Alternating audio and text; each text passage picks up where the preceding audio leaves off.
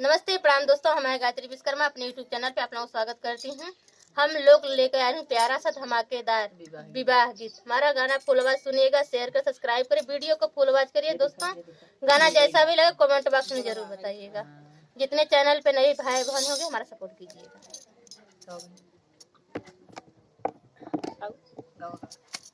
नदिया के तीरा कदम जुड़ी छैया, कदम जुड़ी छैया रे ओही राधा खेलन जग जोर रे लाल नामा रे ओही राधा खेलन जग जोरी रे लाल नामा के तीरा कदम जुड़ी छैया,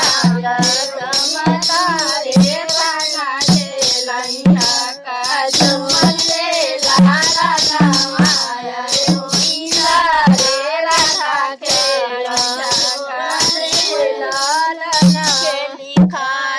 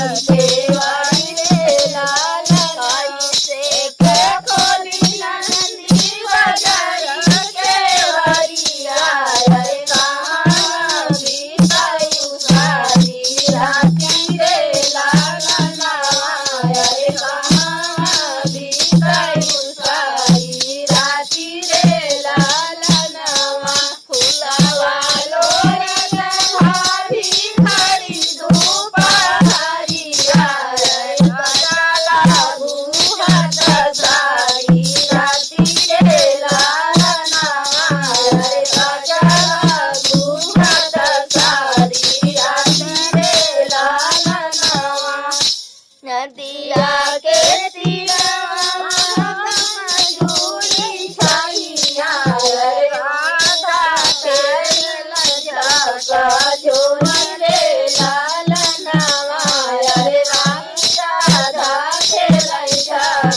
झूमर रे लाल काली राधा हो घर के लावटली अरे घर के लावटली अरे खोला दीदी बाजार के वाली रे लाल नावा अरे खोला दीदी बाजार के वाली रे लाल से के खोली महिषी बाजार के वालिया अरे कहाँ बिताई सारी रात रे लाल नावा अरे कहाँ बिताई सारी रात रे लाल नावा फुलावा